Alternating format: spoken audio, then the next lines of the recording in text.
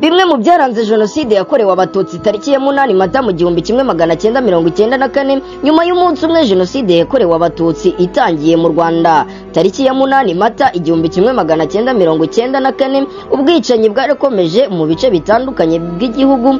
Ku rundi ruhande ariko ingabo za RPF Inkotanyi nazo zakomeje urugamba zigamije guhagarika jenoside. Kuri iyi tariki Major General Paul Kagame wari umugaba mukuru w'ingabo za RPF Inkotanyi yatangaje ko atangije intambara kuri leta yakoraga jenoside kuko bitari bigishobotse kubahiriza amasezerano y'amahoro ya Arusha. Ingabo za RPF Inkotanyi zatangije urugamba mu mujyi wa Kigali ziyemeza guhagarika jenoside mu maguru mashya nkuko tubikesha CNLG. Izi ngabo zubuye imirwano mu duce twa Byumba na Ruhengeri kugira ngo zihagarike jenoside yakorewe abatutsi mu karere ka Nyaruguru. Abatutsi bari bahungiye mu ruganda rw'icyayi barishwe. Uwo munsi abatutsi bageragezaga guhungira mu cyahoze ari Zaire, interahamwe zikabica. Abasirikare b'Abafaransa n'Ababiligi batangiye igikorwa cyo gucyura abanyaburayi babaga mu Rwanda. Abafaransa bakita Operation Milice naho Ababiligi bakita Silver Black.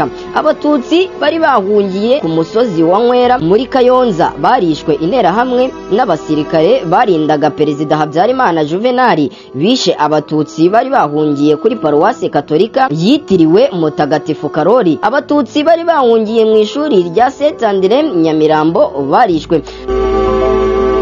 Kuva tariki ya 8 Mata mu 1994 abatutsi bahungiye muri Paruwasi Katolika ya Ruhuha barishwe. Ubwicanyi bwibasiye abatutsi batangiye muri komine Rutsiro muri prefegitura ya Kibuye. Ingabo za RPF Inkotanyi ariko zageze i Kigali. Kagame Paul amenyesha Minuari ko agiye kohereza umutwe w'ingabo wa RPF Inkotanyi gufatanya n'ingabo za leta mu guhagarika ubwicanyi bwakorwaga n'abasirikare barindaga Perezida Habyarimana.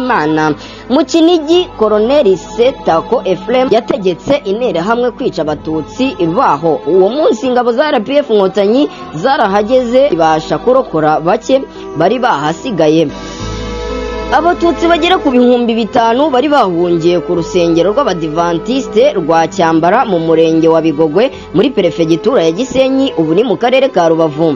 Hishwe abatutsi bari bahungiye mu bitaro bya Shyira muri prefegitura ya Ruhengeri ubu ni mu karere ka Nyabihu. Hishwe abatutsi bari bahungiye kandi ku rusengero rw'Abadivantiste rwa Mudende muri prefegitura ya Gisenyi ubu ni mu karere ka Rubavu. Hishwe abatutsi bari bahungiye ku rusengero rw'Abadivantiste rwa Bweramana muri prefegitura ya Gisenyi ubu ni mu karere ka Rubavu. Abatutsi bari bahungiye mu rusengero rwa DPR Kabumba muri prefegitura ya Gisenyi barishwe, ndetse n'abatutsi bari bahungiye muri kaminuza y'Abadivantiste ya Mudende muri prefegitura ya Gisenyi barishwe ubu ni mu karere ka Rubavu. Hishwe ndetse n'abatutsi ku musozi wa Kesho muri Rubaya muri Ngororero. Hishwe abatutsi ikavumu no mu nkengero zaho muri komine ya Ramba, ndetse hishwe abatutsi benshi muri Sete Gakenke.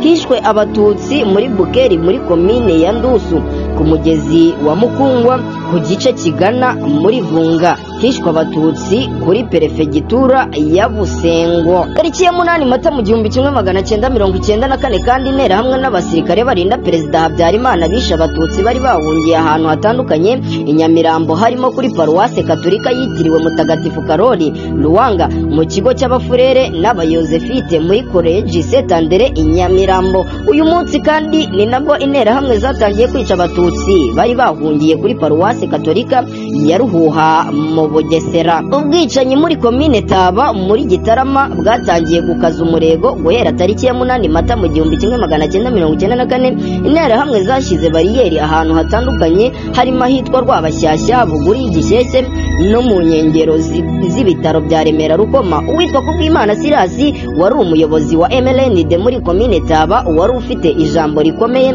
yaje gukoresha inama mu kiryamo cy'inzovu. Yatangaje ko umwanzi ari umututsi, ko bagombaga kumutanga, agakomeza abeshya ko abatutsi bacukuye ibyobo byo kuzashyiramo abahutu. Buhoro buhoro batangiye kugenda bajyana abatutsi aho mu kiryamo cy'inzovu bari barise CND. Kuva tariki ya 8 baricwa. Ku isonga uwitwa Kubwimana Sirasi niwe wayoboye ubwicanyi, niwe watangaga itegeko ryo kwica uriya mumwice, uriya mumureke, nzamwiyicira. Abicanyi bahoragaho kuri komine bategereje kubw'Imana kugira ngo ababwire gahunda yo kwica abatutsi. Baje ari benshi aho kuri komine basanga interahamwe zibategereje, kandi hatanzwe amabwiriza ko uza bahita bamwica bakamujyana mu kiryamo cy'inzovu akicwa. Habaga hari abashinzwe kubica, abandi bafite akazi ko kubarundaho ibisinde. Intwaro zakoreshwaga mu kwica ni imiri, ubufuni